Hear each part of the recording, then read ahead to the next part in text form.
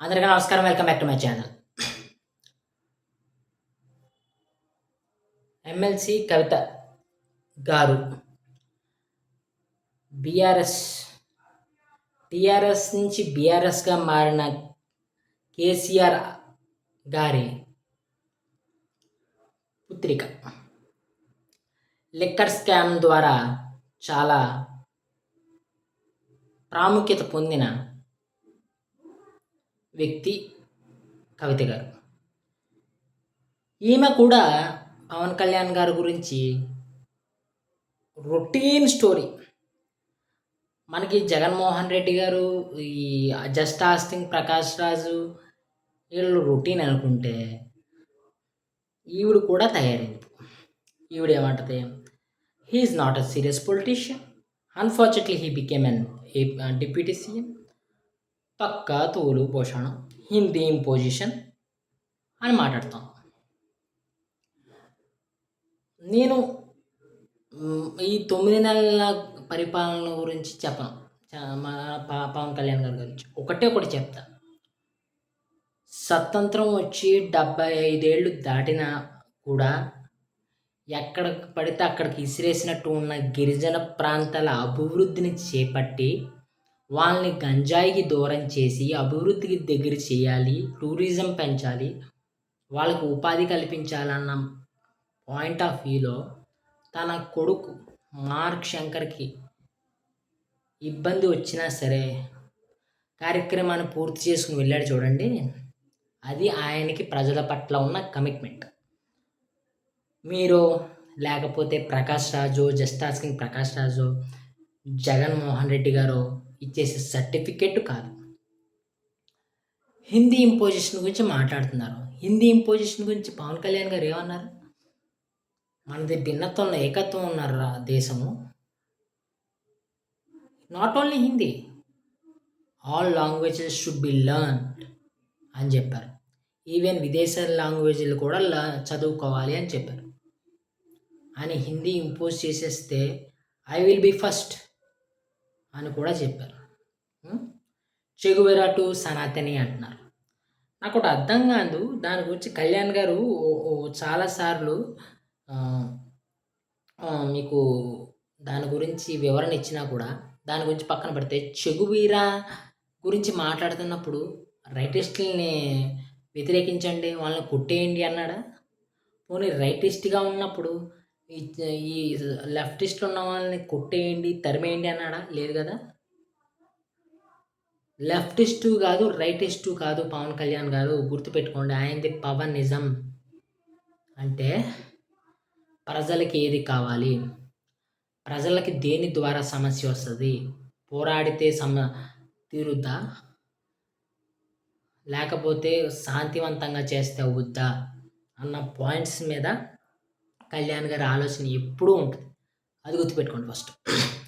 అసలు ఫస్ట్ నాకు ఒకటి అర్థం కాదు, ఇన్ని మాట్లాడిన మీరు కేసీఆర్ లేకపోతే మీరు ఎక్కడ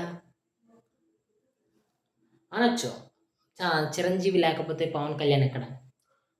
కానీ చిరంజీవి గారి ప్రజారాజ్యం దెబ్బ పవన్ కళ్యాణ్ గారు తట్టుకుని ఇప్పుడు 100% స్ట్రైక్ రేట్తో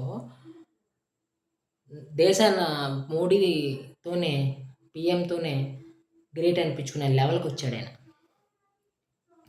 మరి మీరు, నాకు ఇంకొక డౌట్ క్లియర్గా ఉంది ఏంటంటే, మీరు ఎన్నో పార్టీలతో పొట్టెత్తుకున్నారు, దాని గురించి కూడా విమర్శించారు, అది పక్కన పెట్టండి. మీది తెలంగాణ ఉద్యమం నుంచి వచ్చిన పార్టీ.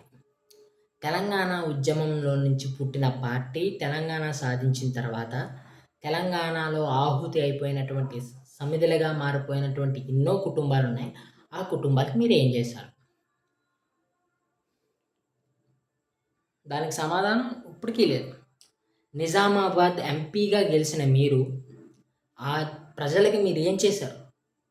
ఇప్పటికీ సమాధానం లేదు. టీఆర్ఎస్ నుంచి బీఆర్ఎస్గా మారి జాతీయ రాజకీయాన్ని శాసిస్తానని చెప్పిన మీ నాన్నగారు అది ఎందుకు విరమించుకున్నారో ఇప్పటికీ ఎవరికి తెలియదు. ఫైనల్గానే నాకు ఒక డౌట్ అయితే వస్తుంది. రేవంత్ రెడ్డి గారు ఓ మాట అన్నారు, బీజేపీని తెలంగాణలో అడుగు పెట్టినామని. కానీ ఫ్యూచర్ చూడబోతూ ఉంటే తెలంగాణలో కాంబినేషన్ ఎలా ఉంటదంటే బీజేపీ, టీడీపీ, జనసేన. ఈ కాంబినేషన్ డెఫినిట్‌గా ఏపీలో ఎలా అయితే సక్సెస్ అయిందో టీఎస్ మన తెలంగాణలో కూడా సక్సెస్ చేయాలని చూస్తున్నారు. రేవంత్ రెడ్డి గారు అలా అనటం, మీరు ఇలాగ మొదలుపెట్టడం. అంటే ఇప్పుడు కాంగ్రెస్, బీఆర్ఎస్ ఒకటేనా? మేము అలా అనుకోవాలా? మీరు తెలంగాణ రాష్ట్రంలోని ప్రజల పట్ల మీరు పోరాడుతున్న పోట్లాట్లు ఇప్పుడేదో చూపిస్తున్నారో అదంతా ఫేకా? హ్మ్. మీ మీ లిక్కర్ స్కామ్ వల్లే బీఆర్ఎస్ 2024లో ఓడిపోయిందని అందరికీ తెలుసు. ఇప్పుడు మళ్ళీ పుంజుకోవాలని ట్రై చేస్తున్నప్పుడు 10 ఓట్లు తెచ్చుకునే విధంగా ఉండాలి కానీ 50 ఓట్లు పోగొట్టుకునే విధంగా ఉండకూడదు. ఒక పెయిడ్ ఛానల్ పెట్టేసుకొని, ఒక పెయిడ్ యాంకర్‌ని పెట్టేసుకొని ఇష్టం వచ్చినట్టు మాట్లాడితే పనులవ్వవు.